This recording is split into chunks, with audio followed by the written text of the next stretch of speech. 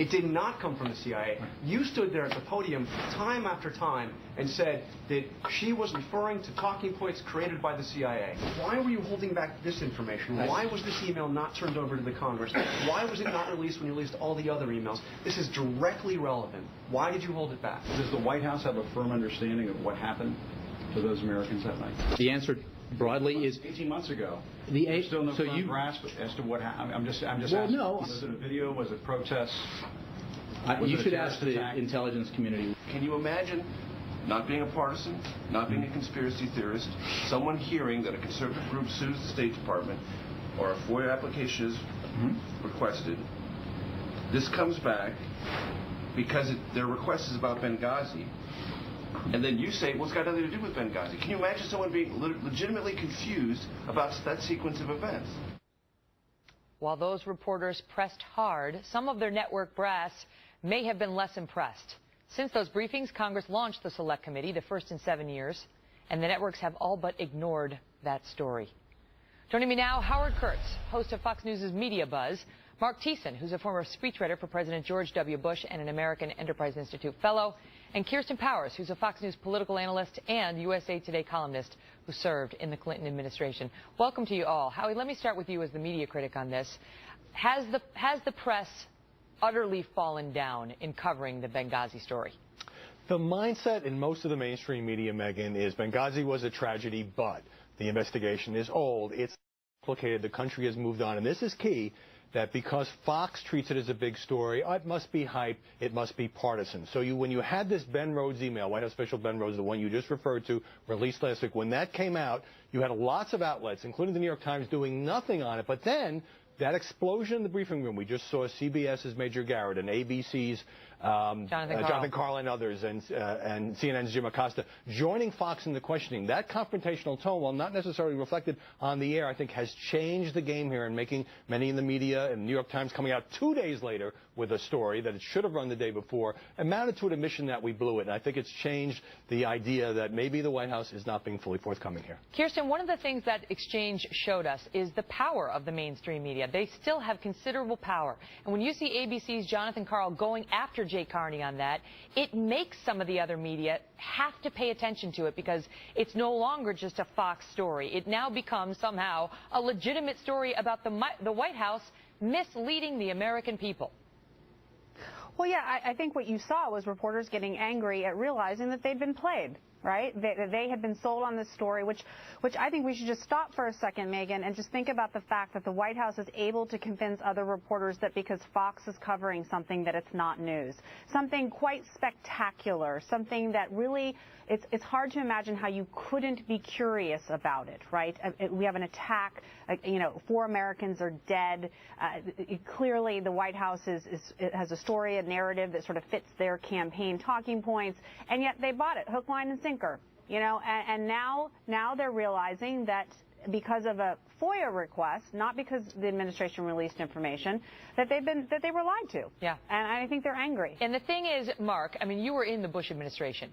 Sure. If you had another press secretary, if our own Dana Perino, when she was with George W. Bush, or Tony Snow prior to her, had been caught in his misrepresentations, as Jay Carney has been clearly caught in, that is a factual assertion. Can you imagine the mainstream media's interest in such a story? Oh, they'd be finished, and they'd be roasting them on a pyre, for crying out loud.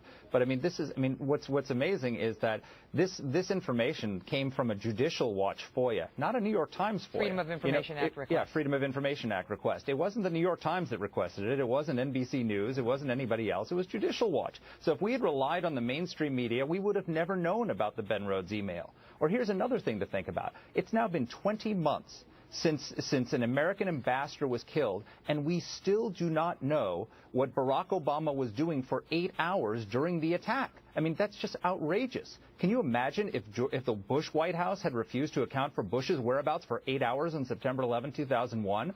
But the media is completely uninterested in finding out where he was and what he was doing during that 8-hour period. I think journalists expect press secretaries to spin. They're paid to do that. But I think rather than coming out and saying, we made a mistake, we should have released this email, I think Jay Carney, I have to say, lost a certain degree of credibility in that briefing room and with the larger mainstream media because he came out with this lame explanation information about what wasn't released earlier, because even though it says Benghazi and even though it says Susan Rice Prep about the infamous talking points that she delivered on 5 Sunday shows, it wasn't really about Benghazi. It didn't need to be released. And when that happens, Kirsten says journalists are angry. Anger is an important emotion, because when reporters feel misled, when they feel played, then you have the kind of confrontational tone, maybe we should have seen earlier, that you showed in those clips at the top. But it's very short-lived, Kirsten, because it already came out in this Benghazi coverage that Jay Carney was blatantly misleading when he said the White House and the administration only changed one word in the initial talking points. We changed diplomatic facility to consulate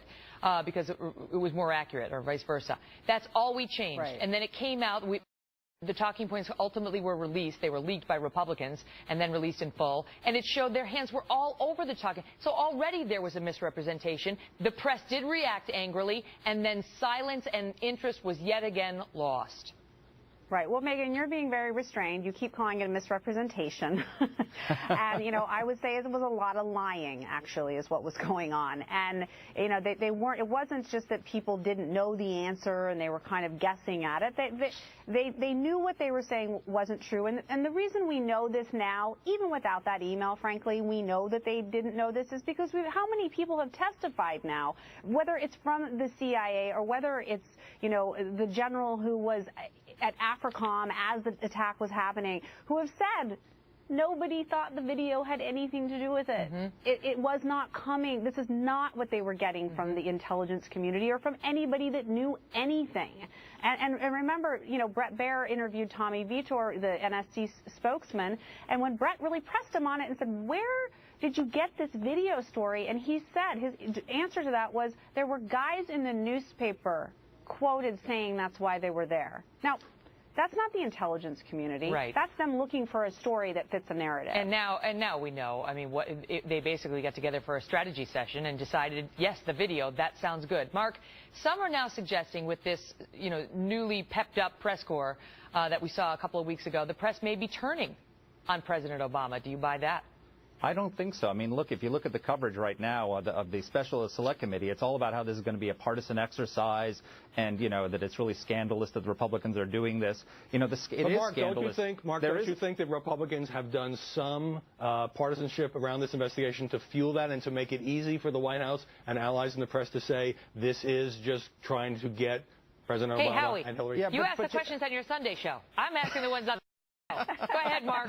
I mean, sure, there are some Republicans who've expressed partisan comments on it. But look, as Charles Krauthammer said on your show last night, there's no partisan advantage for the Republicans doing this. If anything, there's a lot of risk.